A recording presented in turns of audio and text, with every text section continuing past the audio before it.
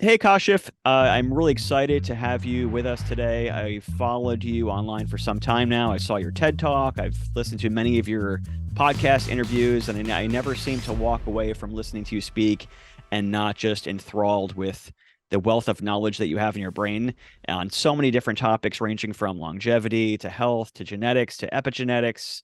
I'm sure I'm missing a bunch of other things, but I'm super excited and grateful for you to be here. So thank you so much, Kashif. Pleasure, man. Good to be here. I want to start off with one of the things I haven't heard a lot about to try to switch things up a little bit. And I'm also very curious. I'd love to know a little about your background. I was exploring a little bit, trying to research a little bit on you as a person. I saw you have like a really diverse background. It seems like you have some investment venture capital type background. You have some sort of background in art, which I want to dig into a little bit. But I'd kind of love to know what got you to becoming the CEO and founder of the DNA company before we dive into the science of it all. Tell me about you as a person. What kind of like what's going on in your brain that got you here? So, depends how far back we're going to go, but I can tell you a lot. The story is interesting, and it's not the usual path to being in the biotech industry. I don't come from the industry, nor formal, no formal training. I'm not a scientist, not a clinician. Today, I speak at medical conferences and teach clinicians how to apply this stuff, again, with no certificate to my name, just because knowledge is the way you access knowledge has changed. That's for sure. Mm, So yeah, I was running a marketing and public relations firm just because it was something that I was good at. So I was really good at dealing with the media and looking at unique businesses that were small that had a great idea and figuring out all of what they needed to sort of launch and be successful. So startup to sort of medium phase, I was really good at that. So I did this for some time and I got sick. I got really sick. I got five chronic conditions at all at the same time, and that was my first foray into like trying to navigate the healthcare system and understand that the answer is just here's what your thing is called and here's the pill you're supposed to take for mm, all five things with five different doctors. And I kept asking the question, why is this happening? I'm 38 years old at that time. Why all of a sudden? I must have done something wrong, right? Just pure logic. Like, no, we don't do that here. It's like here's what these things are called, and here's what you do, and you just now have these things, and we have to manage them. mm. So that pushed me down the path of exploring my human biology, and for the first time understanding how my body works, sort of functional medicine, integrative medicine, even naturopathy, chiropractic, like all these brilliant sciences of how to actually maintain health as opposed to masking illness. And the final stone that needed to be unturned was my genomic profile. And two things happened there. There was some big aha moments. I learned like, oh, this is why. This is the thing that doesn't work. Here's the instruction that's broken. And the other aha moment was genetics is way too hard to use. It's like so complicated. It's not designed for me. It's designed for a PhD in a lab. And that led me to, I want to fix this. I have entrepreneurial spirit. I'm going to take what I was so impactful for me, and I'm going to truly walk away from my agency, give it to my business partner, which I did, and build this. And so I did. And in that process, healed myself and then started healing my family and my friends. And I haven't been sick in years now. So, that it went from not knowing the difference between Tylenol and stem cells to now I don't even get a common cold anymore. Before we get there, and I definitely want to go there because you said some really cool stuff. What was Kashif like as like a little kid, maybe second, third, fourth, fifth grade? Like what did you want to be when you grow up? Because marketing, I find some interesting similarities. I think that even though science and art are completely different, marketing is very different. There's a Yeah. an obsession in there somewhere of like find a problem, find a creative way to solve it, which is something that you seem to there's a pattern there. What were you like as a kid and did that sort of manifest as a child as well? Yeah. So this is genetically wired, by the way. Okay. One thing that we've learned that I think we do, if I boast, I think we do it better, which is we understand mood and behavior. So if I have your DNA, I already know how you behave. I know how you perceive the world. I know if you're a procrastinator, if you're a drama queen, if you're irritable, all of that stuff is genetically driven. The only variability is your habits. Like if you may happen to be eating the right foods or exercising the right way, which mitigates things a little bit, right? So for me, my dopamine pathway makes it very difficult for me to experience pleasure and reward, right?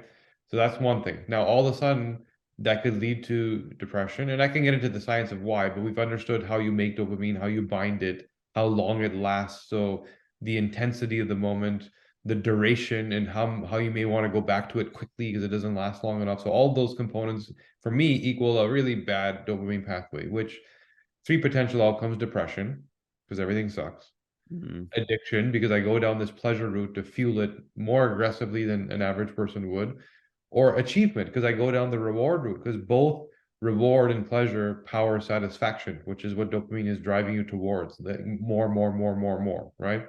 Yeah. And I've experienced all three of those things. Now, two more layers to that story is my noradrenaline response is also dysregulated, which means I'm more likely to be sort of empathetic and see the world through um, through the EQ goggles that I have on, right? Emotional intelligence.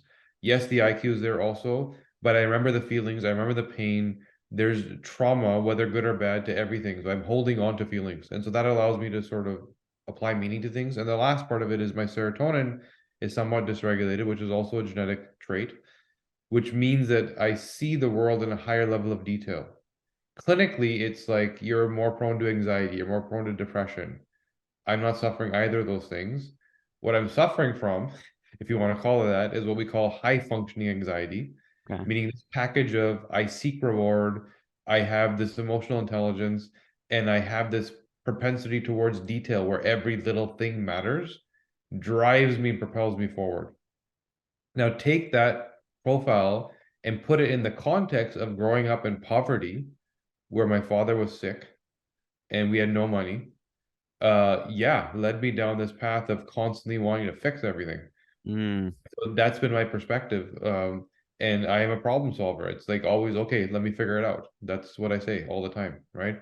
Yeah. So it's a combination of my tolerance, my ability to take on more, my drive because of my serotonin, and my context, which was full of problems growing up. So I'm used to it, and I'm give me more, I'll take it on, right? Yeah.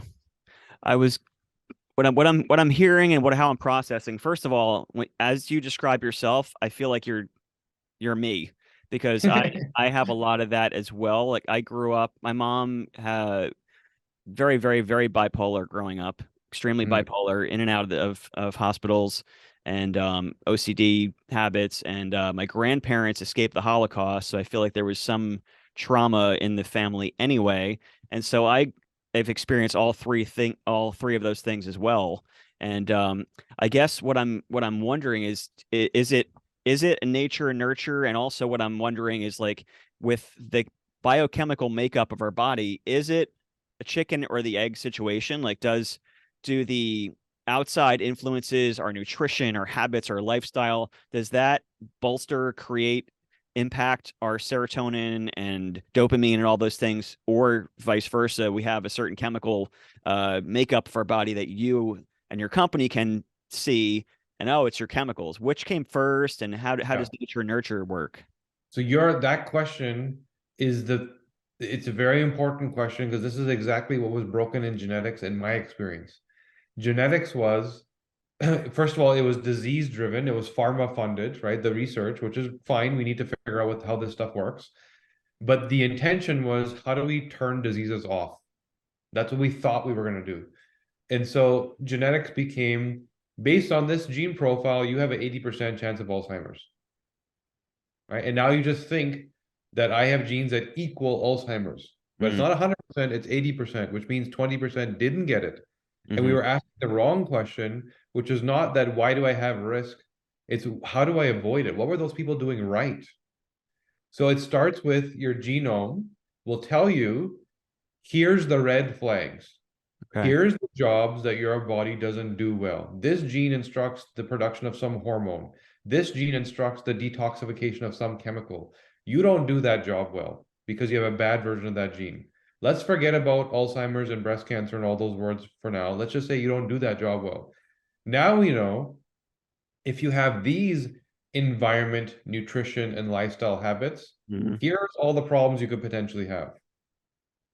Or you could have these environment, nutrition, lifestyle habits, and it's near impossible for any of those problems to happen. So chronic disease, the pace at which you age, your energy level, your performance all become a choice. And they become a choice because you know exactly where the gap is in your genome, the hole that needs to be filled, and you also know how to fill it. And some things are obvious, some things are completely counterintuitive. And to paint a picture, maybe I'll give you an example. So, Okay. um, and I'll give you a counterintuitive example. We see this phenomenon of these football or soccer players that drop dead on the field Right. when they're like best doctors, best training, best fitness level.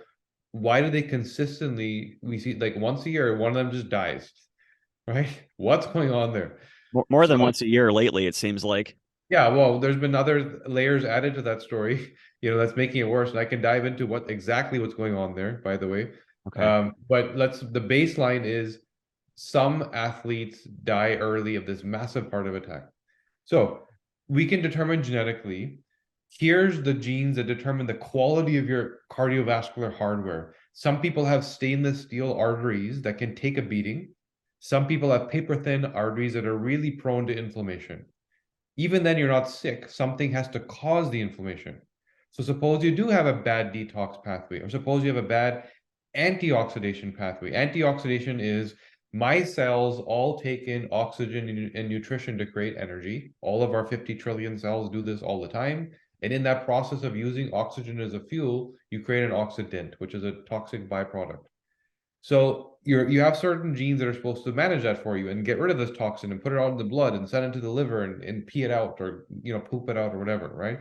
Some of us don't do that so well. So if you are running like some Olympic sprinter or a soccer player all the time and then compressing 50 years of cardiovascular activity into 5, and you don't have the genetic efficiency to clear the oxidation that you're causing, the elevated extreme use of oxygen, meaning elevated level oxidant, the byproduct, you now have something that can cause inflammation to that bad hardware we talked about.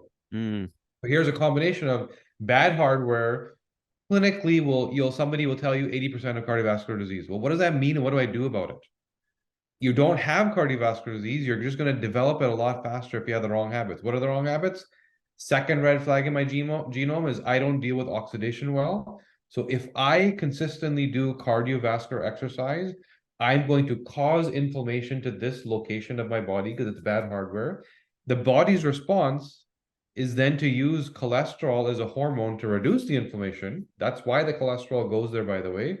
And when it meets the oxidation, it also oxidizes and hardens and gets deposited and builds up. And then you get a disease called cholesterolemia, and all of a sudden you're a heart patient. Mm. The actual problem was inflammation plus the trigger, oxidation. So if I understand that, again, the red flags in my genome, I can interpret it for any problem, because this problem also equals Alzheimer's. This problem also equals diabetes. This problem could equal any multitude of things. Um, if I had the right epigenetic choices, I'm going to get on an accelerated path away from it. If I have the wrong epigenetic choices, I'm going to get an accelerated path straight towards it. It's my choice at that point. This is the proper way to use the genome, and it's a more functional approach, and it's not what the majority of genetic companies are doing. I hear what you're saying, and what I'm wondering is, so I'm someone like a lot of people that are sort of hobbyists in these fields. Like I love listening to, I'm obsessed with listening to these types of podcasts and YouTube channels and material that you and your company are putting out there. And yet I am constantly hearing very conflicting advice and information. You have someone like as for instance David Sinclair promoting the vegan diet. You have someone else that's saying that's the worst thing in the world. And you've spoken about this a little bit. I've seen you speak about like for one person's a carnivore diet might be great, for one person not. Yeah. So what I'm wondering is, I know one of the differentials in your company, which is super fascinating, I definitely want you to talk about it, is your company not only gives you genetic information like a lot of the other competitors, but you also give strategic advice and tips and lifestyle improvements and things you can do for preventative. So when it comes to that aspect of it, which I think is very important, how do you as a company and how does the consumer and your customer know that the advice they're getting is within the realm of the right advice? Because you can listen to like Dr. Peter Attia, or you can Yeah. listen to like your Huberman, or you can listen to any, you name your expert. They'll all have very different advice on the same Yeah. stimulus. So from the same results, you get much different advice. So how does, as a company, how do you work within that realm? That's where we say personalization is key. So the challenge is they're all right and they're all wrong. Depends Okay. who they're dealing with, right? So you'll often find some podcast or some YouTuber or some influencer will say, here's what you got to do. Here's the mold detox. Here's the breast cancer diet, right? Because Mhm. it worked for them. It probably did. It's probably the thing that, but keep in mind, before they got to that thing, they probably spent 5, 6, 7 years failing with other stuff that weren't aligned, that somebody else said is the only answer. Mhm. It's probably true for that person. So I'm not saying that none of these things work. I'm saying they all work Right. if they are aligned to who you are genetically, which is why you need to understand that first. So vegan diet, as an example, you mentioned, there's a gene called FUT2, which determines how efficiently you make the enzymes to break down beans, lentils, chickpeas, etc. And if you don't do that well, you're going to feel horrible as a vegan, Mhm. right? If you do it exceptionally well, you're going to feel amazing and you're going to tell everybody that they need to be a vegan. You know, if you don't metabolize fats properly, ApoA2, the gene's called, ApoA2, then no matter who does a keto type diet, you're going to feel good in the first few weeks because you get into ketosis, you burn fat as fuel, your brain feels amazing, body feels amazing. But if you're not efficient in the ApoA2 pathway, of 5, 6, 7 weeks into it, you're going to start to feel sluggish. Mm. You're going to get brain fog, hormones might get screwed up, and you're not going to blame the diet because it felt so good in the first few weeks, right? Your insulin response may get triggered even from fats. So all of a sudden you can highly personalize, and on day one, instead of going through all this trial and error and one size fits all type advice, which again, it all works and it all doesn't work, depends who you are. Just do exactly what your body needs to do. And you're going to do these things anyway. You're going to eat, you're going to exercise, you're going to have relationships, you're going to work. Do what is aligned to your genome and how you're designed, and you will thrive. Do what is not aligned to you, and you're going to start to use words like anxiety and I can't sleep and low energy and brain fog. It's not an innate problem. It was caused. And it was caused by wrong choices, no fault of your own because we aren't taught any different, but we Right. now have the ability to make those right choices.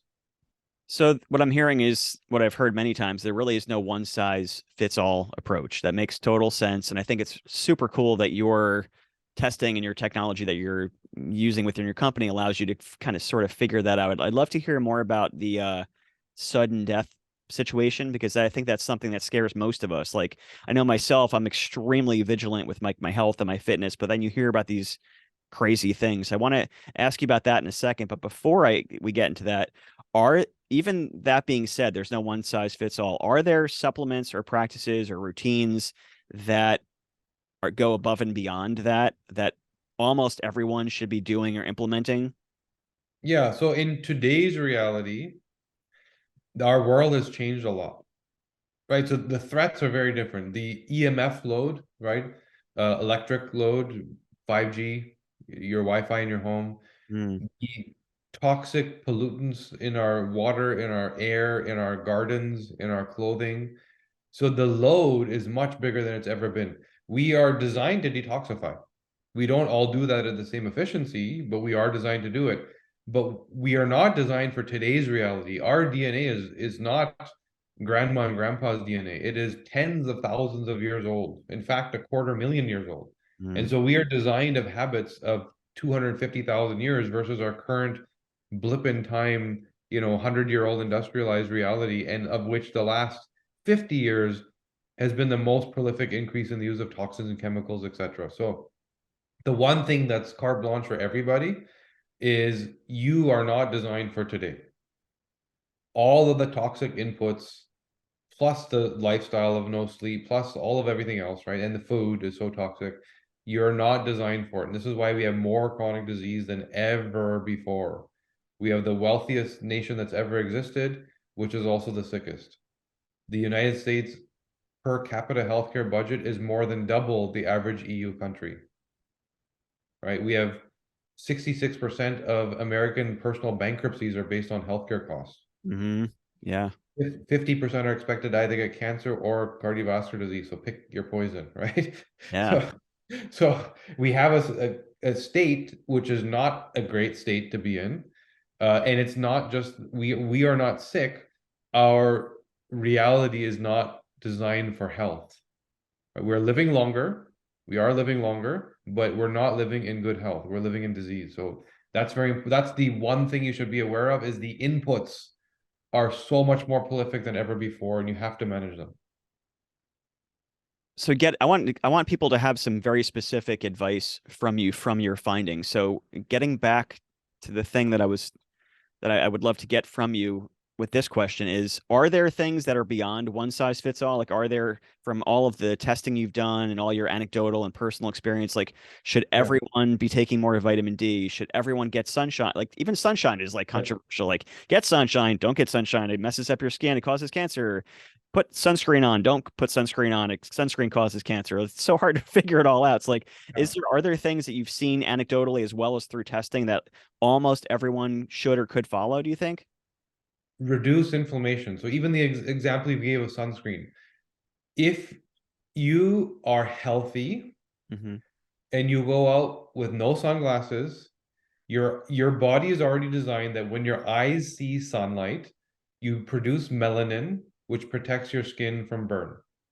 We go out with sunglasses and we put on sunscreen, which is full of forever chemicals and toxins that make us sick. But if you're eating seed oils and inflammatory foods, then your skin is already at the tipping point for which it cannot tolerate the sun exposure. If you're healthy and void of inflammation, you're not going to get sunburn. You won't. Try going on a carnivore diet for 8 weeks and resetting your body and getting the inflammation, and then see what happens when you go out in the sun. You are not going to get sunburn, right? So in getting rid of inflammation is the one thing everybody has to do. And yes, everybody needs more vitamin D. We're indoors. We need a lot. It's probably the most important micronutrient. 22,000 genes that make up your genome, 10% of them, 10% of your human biochemistry, all these jobs happening in your body require the right amount of vitamin D to express properly. So your genes can't do their jobs if they don't have vitamin D to make them work. The other big one is everybody needs to support their mitochondria. So in your cell, there's this powerhouse that makes your energy. It's also a signaler. It's constantly receiving signals in terms of what the environmental and stress threats are and telling your cells what to do about it. This is the root cause of aging. This is a root cause of the cellular resiliency. Why don't we get chronic diseases at 30? Well, we are now. It wasn't like before, but now all of a sudden we're seeing this. But up until this last few years, why did chronic diseases start at 50, 55? Because that's when your mitochondrial volume falls off a cliff, and all of a sudden your cells aren't as resilient anymore. So think about ancestral habits. Wake up, think about a cave person. Wake up, get sunlight. There's no food. You're going hunting and you're working and you're moving and you're walking a lot. Then you kill something and you eat it. Then you might sleep properly, right? Then you're going to spend time with people that you're close to, and you're going to have relationships, which drives oxytocin and hormones, which create health. Then you're going to have some kind of nighttime routine, probably some kind of cultural religious routine, prayer or meditation or something to calm the brain, right? Then you're going to sleep properly. Very basic things that we don't do because of the past, up until recently, lack of awareness, but this culture of go, go, go, you're not trying hard enough. Oh, you slept 8 hours, you're a loser. Mm. Why can't you sleep 4 and still make it happen? So think about living like a cave person, right? They slept on the floor, they were grounded. We sleep in buildings 30 flat floors in the sky with the bed elevated off the floor. And that's a key time when your body is meant to be on the ground, grounding and recharging and repairing all of what you did the day before. We don't do that. So that context, more and more and more of those habits need to be brought back. This is slightly a tangent, but I'm curious the way you speak of like genetics and testing, you're sort of like describing how like maybe you have an 80% risk. Maybe you have a 90% risk. It doesn't mean it's like Yeah. the end all be all. It's sort of like a switch or a dimmer switch almost that can go on and off. Yeah. This is a tangent, granted. However, what I was hearing is sort of like placing that mindset in society. It's very strange how when you're saying these things on a scientific genetic level, it makes total sense. Like, okay, such and such, you have this risk at 70/30, make some changes and you got this, bro, you know? Mhm. Versus in society, there's like a gripping on sort of like a an embracing of your victimhood or an embracing of your Yeah. weakness. Like you said, you came from like, poor monetary situation. You were poor. I came from a mom that was bipolar. My grandparents came here with nothing. And if that was a genetic testing, you might say, okay, you have like an 80% chance of being poor or failing or Yeah. being depressed. But then it's like, but with the right advice, with the right mindset shifts, things can change. Do you ever think about that and in those terms as you work as a I marketer? think about that every day, especially when Yeah. it comes to weight and the Right. way that we are, the CDC has just said, I think it was about 6 months ago, that only 5% of Americans are metabolically healthy, Mm, right? That's scary, man. I don't think there's yeah. ever been a civilization on the planet that is that sick. So Yeah. at the tipping point of pre-diabetes or already diabetic. So what are we doing? Where we are empowering obesity, right? There's a such thing as body type. I can tell you from your hormones what you look like. I don't Mm, need to meet you. I know that if your hormones are more estrogen dominant or androgen dominant, here's what your innate body type. If you're at sort of a base level healthy place, right. right? Yes, body type, great. Obesity, that's not something that we should be saying that you're a victim of. Right. There are um, genetic conditions that point people towards obesity. Those people have a challenge. Hmm. That's a tiny, tiny, tiny fraction of the people that are actually obese today, right? We just saw on 60 Minutes somebody from the Biden administration. I don't remember the name, but it was a healthcare advisor came on and said that obesity is 80% genetic and not lifestyle, exercise, or environment related. Meaning, just own it. It's who you are. Mm, It's in your genes. You're that's who you are. What's in your not so much in your genes, but in your family are your habits, the what you eat, and what. Yeah, sure, it probably is genetic in not literal in the sense of your genes, but in your family habits that got you there. But that to me is the opposite of health. That is creating an industry of disease, right? And by the way, what do you know? A week after that interview, Ozempic came out, right? mm. Some serendipitous coincidence going on there, but so It, that's the reality. And your question is very important because a lot of what we're trying to change the meaning of and make politically incorrect is what's making us sick. I love that you took that question because wasn't sure if that would be pertinent or too tangential to ask you, but yeah, it's interesting. I think it's important to change your mindset on every topic in life. And I remember years ago I read that book Rich Dad Poor Dad, and one of the stats in there changed me forever. It was like something along the lines of like 1 out of 10 businesses fail, and to the author, he said that just means I have to start nine more in order to succeed. And I'm an artist, so I've got to realize that my odds are even less than that to make a living in art.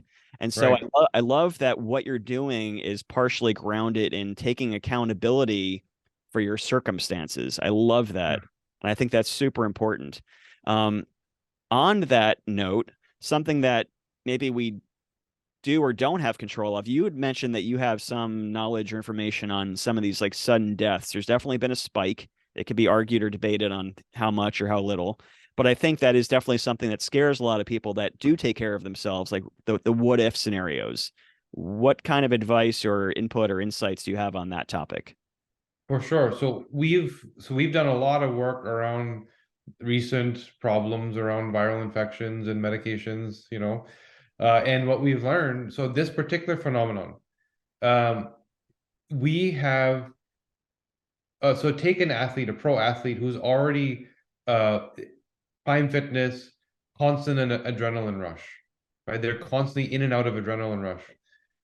The peak time that you find people dying in their sleep happens to be the time where you make your adrenaline. Hmm. That's usually when you have people dying in their sleep.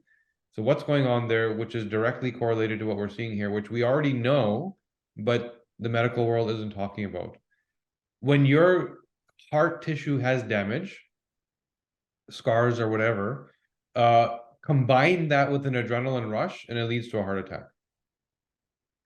So where are we seeing the sudden death? It's happening in people's sleep and it's happening during aggressive adrenaline activity like athleticism. So there's no coincidence that that adrenaline rush, which normally would have been tolerable, combine that with the damaged heart tissue is no longer tolerable Hmm. and leads to sudden failure, right? There's also something to be said about testosterone levels and how testosterone are kind of a catalyst for the negative outcome of the virus and the medication. So whereas it's normally protective, it's also problematic. There's also something to be said about athletes being fit, but not necessarily healthy. Okay. But if your goal is what does my body look like and how fast can I run, but longevity isn't part of the equation, does your food and your fuel really equal health or does it equal what you need today? Hmm. And you see that a little too often with I live off protein shakes and I live off of whatever, right? And you may be fit, but you're not necessarily healthy. And this is what we saw during the wave of the virus is that amazing bodybuilders that were so fit got hit really, really hard because they were not metabolically healthy. And that's really the problem. It's a mitochondrial disease, this virus and the medication. Your mitochondria will suffer with inflammation at the cellular level.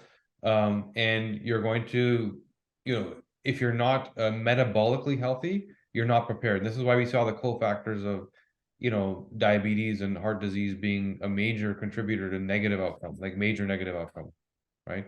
Hmm. I think as a marketing guy, you'd agree that fear sells. So, but I think in this instance, I think it's a good thing. If what you're selling is helping people, I'm okay with pushing a little bit of that. And I think these are topics that scare people, right? So hearing what you just spoke about, whether people want to go down the rabbit hole of like it was the virus, it was the vaccine, it's none of the above, whatever. People believe whatever they want to. But that being said, are there things in your testing or are there tests outside of what you make available that could detect some of the things you're talking about, whether it's the adrenaline heart correlation or whether it's some other sort of thing that people can Yeah. get to sleep better at night knowing that they got this tested? Oh yeah, we've done a lot of work there. And it's not we're not looking for, sudden adult death. We're not thinking about a disease centric. We're thinking about what job does my body not do well. So Right. if you have poor quality cardiovascular hardware, yeah, you're gonna get more inflammation from an incoming inflammatory insult. If you don't deal with inflammation well, there's a process in your body called methylation, which is your body really suppressing inflammation. There's a lot more to it, but just in simple terms, right? That's what's going on. If you Mm, don't do that well, then you're not going to fight the inflammation well. If your detox cascade is off, then there's another additional layer of insult, and there's a cumulative effect of like these things adding up and becoming the sum total too much okay. for women and their hormones. There's so many women that convert their estrogen into a toxic byproduct called 4-hydroxy or 16-hydroxyestrogen, which means that there's an additional fuel to this fire. This is why we see that 80% of dementia cases are actually in women, because women also have to deal with this cofactor. 67%, I think, of women that will have a cardiovascular event will die on their first cardiovascular event that didn't even know they were sick, no previous symptoms. It's much worse for women because of this cofactor of estrogen toxicity and additional inflammation. Um, yeah, so that's what you can look at is again, here's the problem I'm looking at.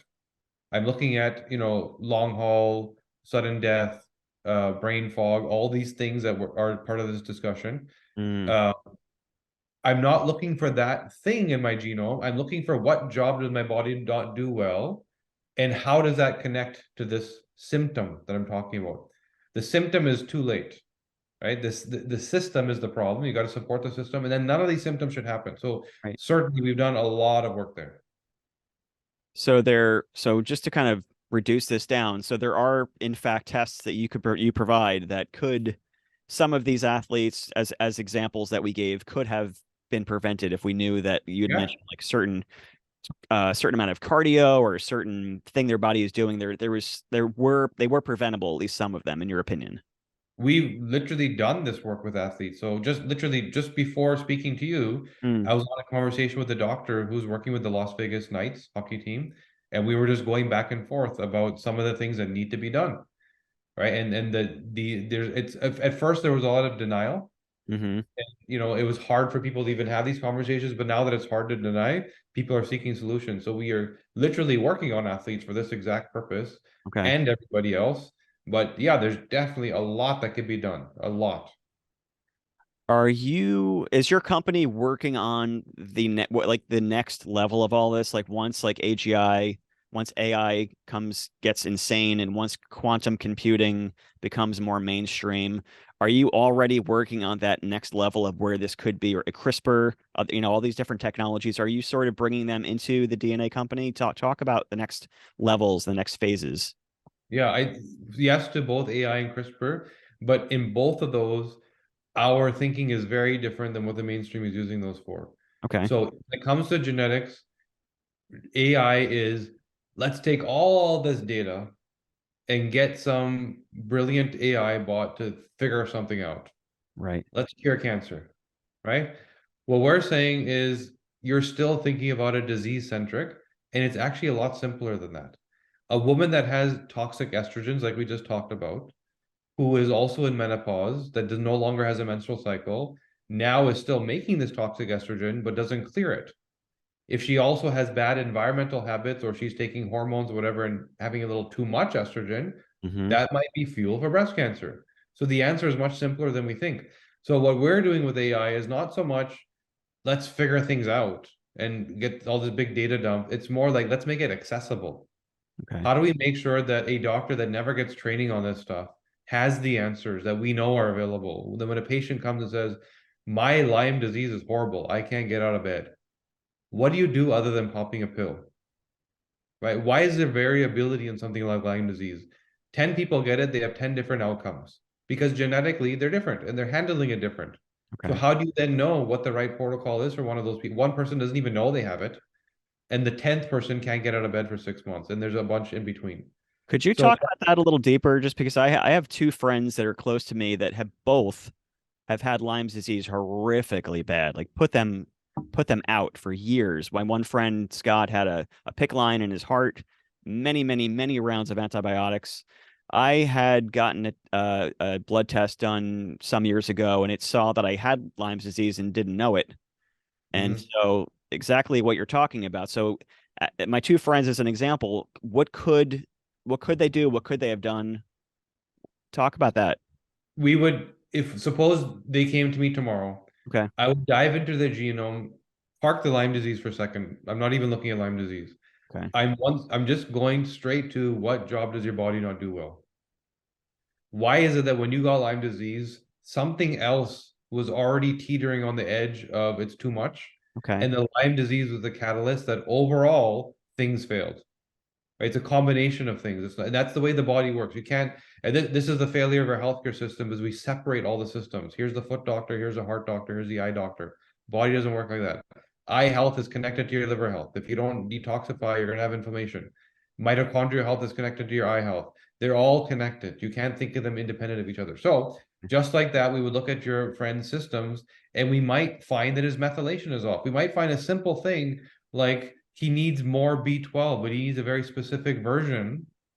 Where do we get our B12? Usually from meat, right? And so if you're a vegetarian, you might take a B12 supplement. Well, there's genes that allow you to metabolize B12 in your gut. And some people don't do that well. So they need to take it sublingually under their tongue. Why? because their ancestors may ate more beef and lamb, or sorry, lamb and sheep and not beef. Wow.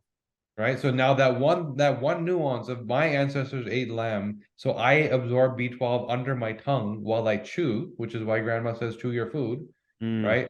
And I'm not getting any when I eat my beef and my chicken and my whatever. And when I go to the doctor and they tell me my B12 level is low and I take a supplement, I'm just peeing it out. I don't have the ability to absorb it. I need this. hmm. That one thing may be the thing that turns that your friend's methylation on to a higher level to be able to cope with the inflammation being caused by the Lyme. So it's not about the Lyme itself. It's like, why can't I handle it? And there's many whys. We would just dive into the genome, figure out the thing that's broken, and how does that connect to the problem. And it becomes very simple to solve. That's what the way we would use AI also. I want to ask you about both as a marketing guy and both as someone who's a CEO and founder of this company. What kind of products or solutions do you have in the way of, okay, let's say I get this done, or people listening get your testing done, and also where can they go to get this testing done? Let's mention that. Can you like, What's the DNA company? So there's two things you can do. okay, You can go to thednacompany.com, and that's where the testing is. It's called the 360. If you want to learn more, our book just came out recently. It's called The DNA Way. So go to thednaway.com okay. and you'll see the book. We work with Hay House, an amazing publisher. They loved what we had to say, and they said everyone needs to know. We agreed with them, you know. So yeah, so go to either of those two. And so people, I definitely recommend that. And once people do that, what I'm wondering is what kind of service do you have? So let's say I get this done, or someone listening gets this done. They see this, they take the advice, they see what they should be doing, they implement it. Is there a program that you offer where, after you change your lifestyle and your nutrition or whatever it might be, based on your strategic advice that you're offering that's personalized, do you then say every 6 months you should do this, every year? Are there promotions where a normal person can afford to do this? Like, talk Yeah. about some of those solutions. And also, if you can weave that into the answer, I'm also wondering, do you or will your company also do things like I know like the biological clock testing is real big now. Are there other things that you do or will be implementing in your service? Yeah. So we remember one of the very first things I said is I realized what was broken is things need to be made easy. So access and ease of use, those were the two problems. And interpretation, that's another big one. So we try and make it as easy as possible. So the reports don't look like genetic reports. They're not, here's the DRD2 gene, and by the way, it helps you bind dopamine. What do I do with that information? It's more like here's anxiety, depression, burnout, and here's why you experience these things, or maybe you don't experience them. And here's the exact recommendations for that problem. Here's the problem you're trying to solve. Here's the supplements you need. Here's the habits you need to adopt. Here's the habits you need to remove based on the way your brain works. Right. And that's broken up into a bunch of systems: sleep, disease, diet, nutrition, hormones, immunity, longevity, a bunch of areas that we dive into. So that's step one. You get these reports and you should be able to understand them on your own, dive deep and fix things. Then we realize that people have questions that are very specific, like Lyme disease. How do I use this for Lyme disease?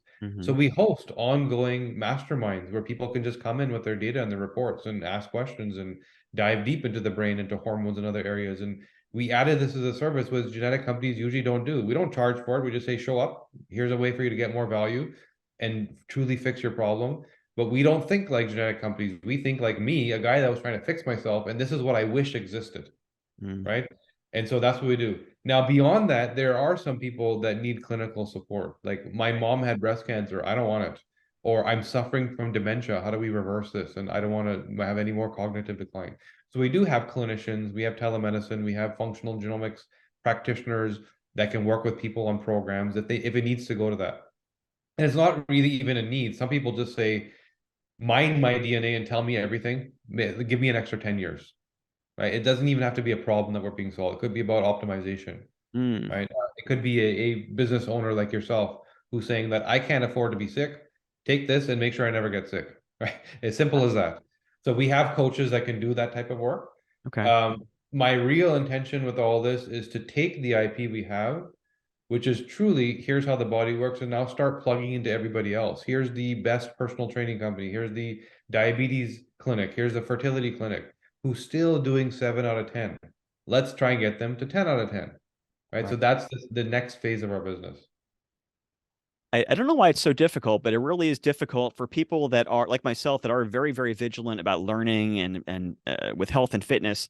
It's so freaking hard to find like a good GP, like a good doctor that is sort of like-minded. Like it took me months and months to find a doctor that I was comfortable just getting blood work done. And even then I was like, they didn't really seem to be into it.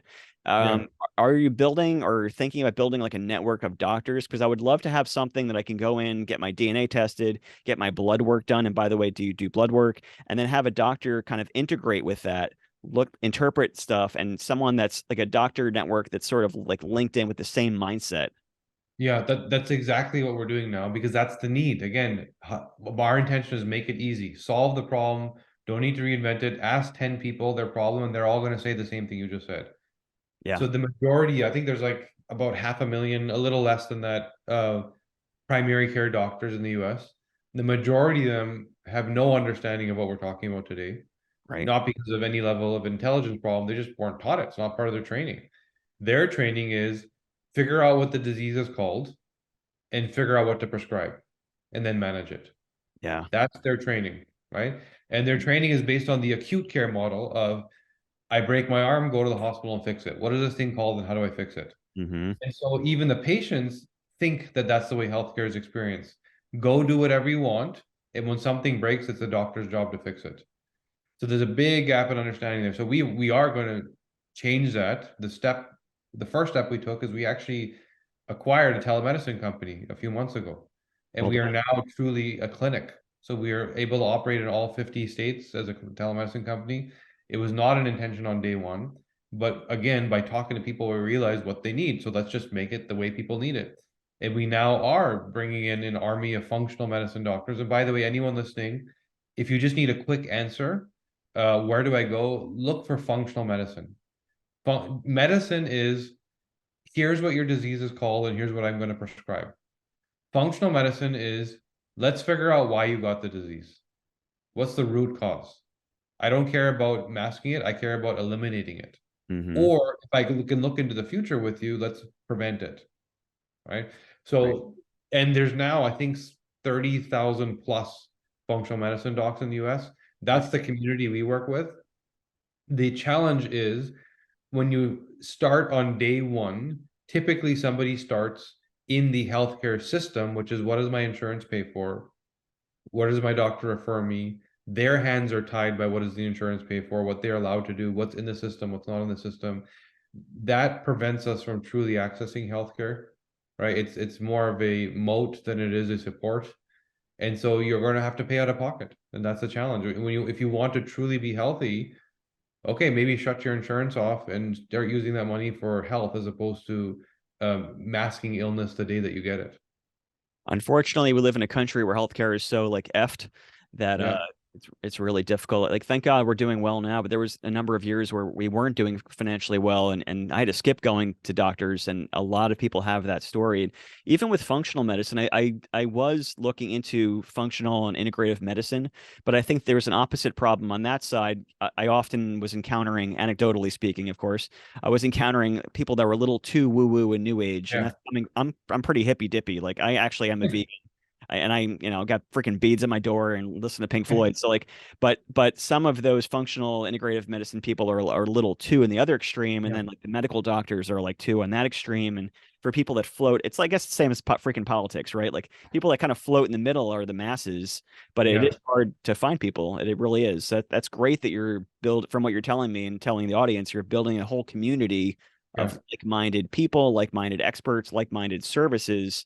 And I think that's awesome. And I want to, I know we're probably getting close to where you have to go, but I would love to ask a couple more questions if that's okay. Sure. Yeah. Yeah. Yeah. Yeah. I would love for people to know, myself included, are there example of things that genetic testing can actually detect that people would never think of?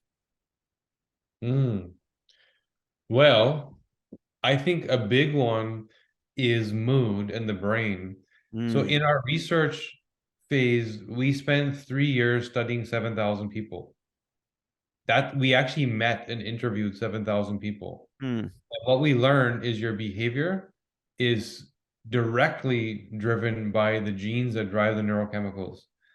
So nobody would think of it, but we can identify your superpower, Okay. right? What are you actually designed to be doing in terms of career, relationship even? Here's who you are. And by the way, that same superpower is a kryptonite if Mm. you're in the wrong context. So somebody who is designed like yourself to sort of binge and dive deep and ignore noise in order to thrive as an artist, put that person in a role where they're supposed to manage a list of 10 items, they're going to fail and crash because that ability to only focus on what you enjoy and draw meaning from, as opposed to working through a checklist and just procedurally doing it, genetically driven. Superpower and kryptonite, depending on your context, right? So when it comes to, there hasn't been a family or a couple that we talked to that it didn't turn into a counseling session because all the light bulbs completely unintentionally. It always turns, oh, that's why. That's why they don't like this. That's why they say this to me all the time because this is how they perceive the world. So that I would say that's a big one that nobody thinks is ever coming.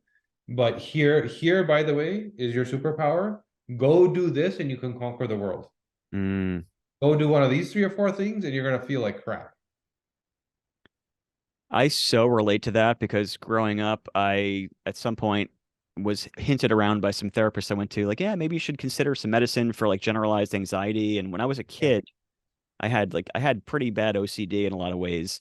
And what I came to realize the more I learned about the mind body connection and the more I learned about, read self-help books or whatever and changed my mindset, I realized, like you said, it could be your strength or your kryptonite. And I realized, okay, my mind is wired to be obsessive. So let me Mhm. just obsess over things that I want to obsess about. Yeah. And that has really freaking served me well. The same with anxiety. I think anxiety, to a large extent, I heard from someone say it a long time ago, is depression is too much thinking in the past, anxiety is too much thinking in the future. So I Yeah. just said, okay, I have a mind that thinks a little bit too much in the future. So let me sort of like balance that out, or let me envision a future that is amazing, and I'll obsess over that instead. And I think there's a lot of I think your testing probably will empower people to do that. If they see there's a weakness or they see there's a strength, it depends on what they do with that information. That's sort of what I'm hearing from you. Would you say this a similar thing? Exactly that. Yeah. So that it's here's who I am. Now I know what I'm wired for. Yeah. Now I know what habits I should have, how I should eat, who I should be around. What, when you put the team together, which team member am I? Who am Yeah. I supposed to be? Am I the CEO or am I the admin or am I the engineer that's designing things? Who am I? It's Yeah. all in your DNA. It's really crazy to think that way, but it's true. We work with exec teams where we literally will restructure the company because Mm, their problem was people were in the wrong roles, right? Even our own company, by the way, I have this lack of ability to experience dopamine. So it doesn't give me the intensity and it doesn't last long enough. One of our co-founders has the exact opposite, the maximum ability to bind dopamine and the slowest possible clearance. mm. So we had so much friction in terms of me like get it done, get it done, get it done, and him's like it for him it was always it's good, I'm satisfied, right? And so we leave a meeting with my high functioning anxiety drive of like we got to do it, we got to do it. And he's like, don't worry, and he's on his laptop searching for the next vacation, right? Literally, that's what would happen. But when it came to quality of work, and he disappeared for his binge time, the things he could do, I could never do. Mm, I could never complete to that level of intensity the project that he just completed. mm. Right. So now we understand how we align as team members and what jobs we're supposed to do, and there's no friction. I'm I'm sitting here chuckling because you're talking about this, and I'm like a solopreneur, so I wear a freaking every hat. And Yeah. and some days, many days, if I'm being honest, I'm just like, I don't want to freaking do this task or whatever. And it's because I'm probably not genetically meant to be doing that. But as I think a lot of entrepreneurs and creative people listening or can relate to that, where it's like you're just not probably meant to do a certain thing. And that's when you were saying that, I'm like, dude, that's so me, man. Um, what I'm wondering, I think this will be an interesting question to ask. I would imagine your genetic testing probably pulls up lots of stuff. And I would imagine that a lot of the things it pulls up are probably things that people, whether you know about it or not, you just can't change?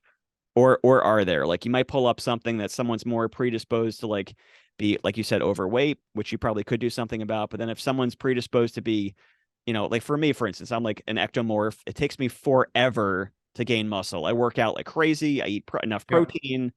Just can't do it. Doesn't work. I gain a little bit of muscle. I'm in shape. Or someone that's predisposed to like lose their hair or whatever it might be. Um, or what percentage or how many things do you detect that, whether you know it or not, just the way it is, man?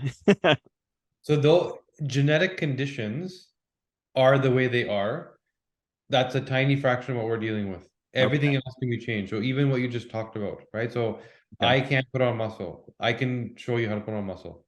Okay. So what's typically going on there, and I don't know if I'm assuming this, but it sounds like, and again, looking at your facial structure, looking at your body type, it Hmm. also speaks to what I'm about to say, is that you Okay. probably are more androgenized, you make a lot of testosterone, but you clear it very quickly, Okay. right? So what does that mean? Mass actually comes from estrogen. Yeah. And Say that we again. Math yeah, comes your from mass. estrogen. Okay. Right. The guy that deadlifts 400 pounds, that's not testosterone, that's estrogen. And we, yeah. Whoa. Yeah. So whether you're a man or a woman, we go through the same cascade of I take progesterone, I convert it into testosterone, and I convert that into estrogen. Women do that Okay. in a monthly cycle, men do it in a daily cycle. Uh, and the degrees at which we do each one of those steps are highly variable based on our genetic code. Our genes instruct each one of those steps. And so some people, like yourself, I'm assuming, we can find out, Okay. are more likely to make androgens, less estrogens. And there's some clearance proteins and pathways that get rid of the androgens, and you may clear them a little too fast, Okay. which means you can probably get strong, you can probably get lean and ripped, but Hmm. you're not going to get big, Right. right? So now the question is, or I guess the answer is based on the question. Is the question, how do I become that guy? How do I get big? Or is it, how do I just be the best version of myself? Neither of those questions are wrong.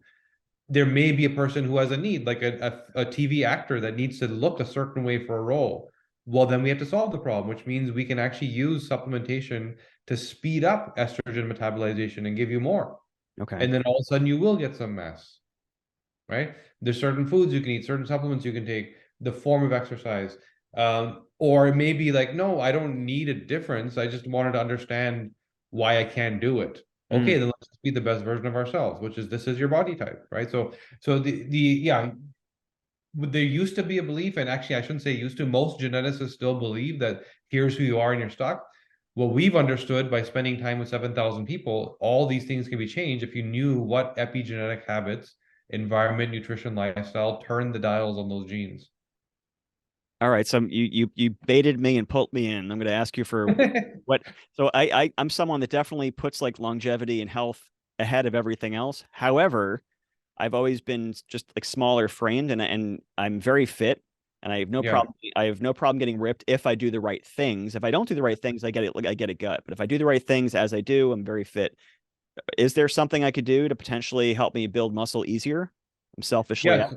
Yeah. So there's not, I mean, again, one size fits all answer. I can give it to you Okay, and you can sure. try, it might work. Bring it on. Or if I had your genome, I could say, here it is. Here's Okay. the thing your body is screwing up, and that's why you're stuck. So it could be a question of you're vegan, you said, right? Yeah. It may be the micronutrients that you need that you're not getting, and maybe you need to supplement. I'm not saying to change your diet, but maybe you need to supplement to make up for what you're not doing properly. It could be hormones. Hmm. It could be your detox pathways and clearing hormones too quickly, Okay. right? So we don't know what to target, but there's 3 or 4 different things that you can trial and error, and maybe one of them will work. Okay. Or we could just on day. So I guess, yes, we have a unique understanding of how to solve this problem, but it isn't one single answer. There's multiple answers. And I Interesting. can send you an email note, by the way, privately to like try these 4 or 5 things and maybe one of them will work, Awesome. right? Yeah. Sounds great. Sounds cool.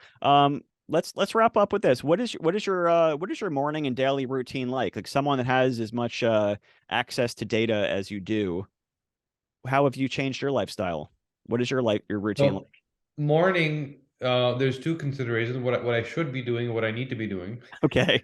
One thing I realize I need to be doing is I need to clear out, in order for me to allow the team to go on autopilot, I need to their morning to start, which means that I'm answering emails and phone calls and getting them out there. So everybody feels empowered that they got what they need. There's Mm. stuff from last night. So that I do that.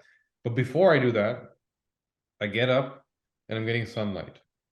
And I'm in Toronto. And so if there's no sunlight, I'm getting a high dose of vitamin D. Because the circadian rhythm and the clock needs to know that the day has begun.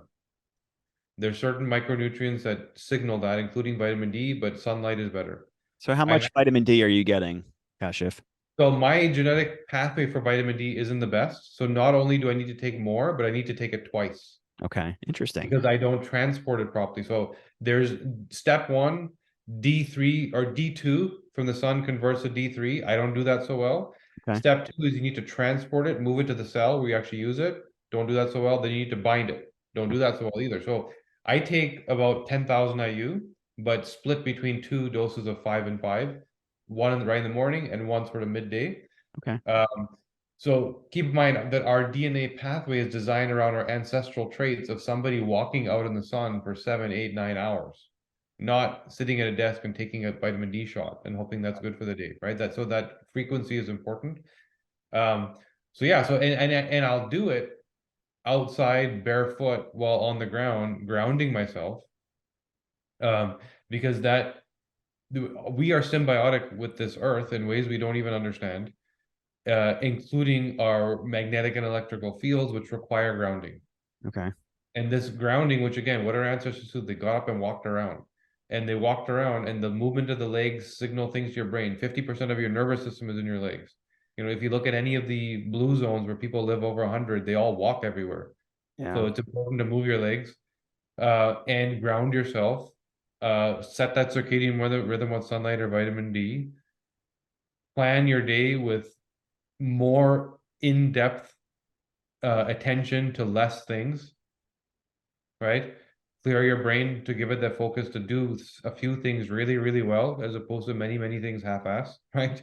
Yeah. Uh, and um, and then pause. So then as the day goes on, I'll pause. So me religiously, I pray 5 times a day, Okay. right? But that pause is really important. It allows you'll feel it. You do it properly, you'll be more productive. The total productivity is more than if you were to not pause, right? And I train almost every day. Depends on what time I'm planning to eat. So there's some days where I fast every day, but some days it's like a short fast, some days it's a longer fast. Depends on how I train, what I ate. So I've gotten to the point now where I know how to customize the day, but I think you have to get there. It starts with like, let me just do this stuff regimented. And when I start to understand and get feedback from my body, and actually I can actually hear the feedback and experience it, then you can start to tune on a daily basis and do exactly what your body needs. So you're a pretty big believer in like the mind body connection, meditation, prayer, that sort of thing. Oh That's yeah, a big part of your life. What yeah. other this is a personal question. What other things do you like to do? Like I know your business side. What's your personal life look like as far as hobbies? Like I always find it interesting how when we're kids, like if you and I Yeah. met at the playground, we'd be like, "Oh, what should we do for fun?" And then you become an Yeah. adult and it's all about work and serious stuff. But Yeah. So I mean, for me, work has become fun is based on the nature of the people I work with, right? A lot of brilliant people. yeah, So that in itself for me is fun, right? sure. That being said, there's very little time left for fun. Okay. So for me, it is family time, right? It is kid time. Mm, Uh, and I'd like to stay active, like get out there with nature. yeah. Just what we don't understand about the frequency of wind rustling through leaves and water rippling, and these are all healing.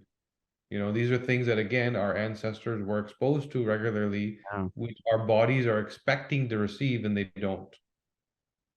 So, every cell is relying on frequency to understand what's going on and to give you the level of health it's giving you. So certain frequencies will kill that.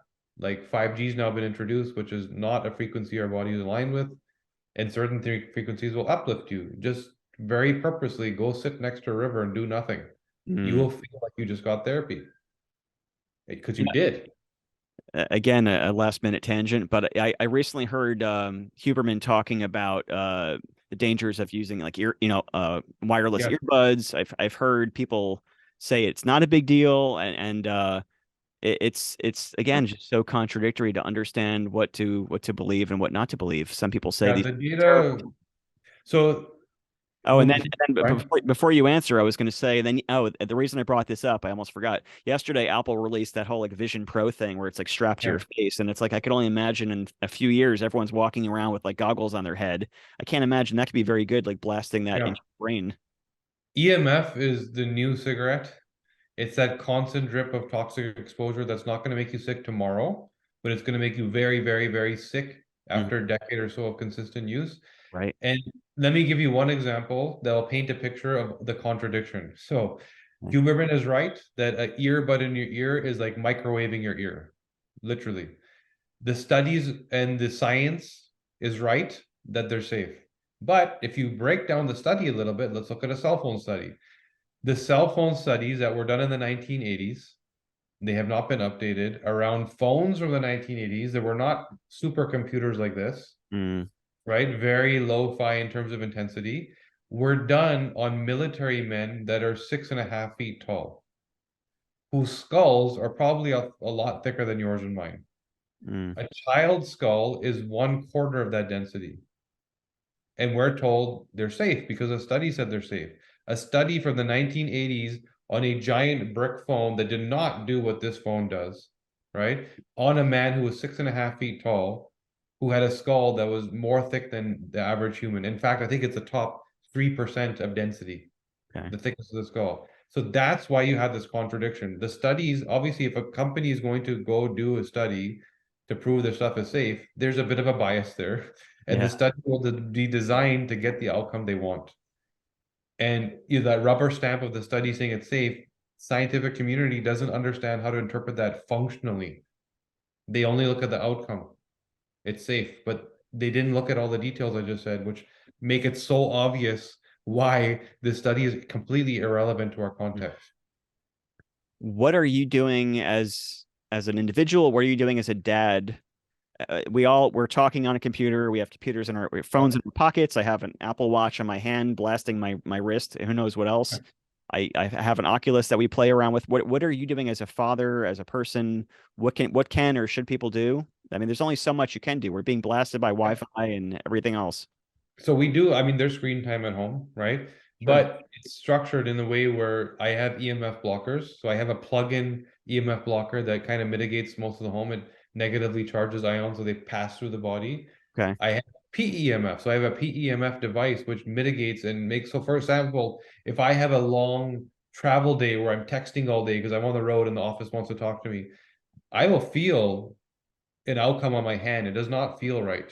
It's Mm, being baked slowly. So I have a PEMF device which mitigates EMF, and I use it on my hand. It's these okay. two discs that shoot a pulse magnetic frequency through my hand and reverse the damage that I just caused.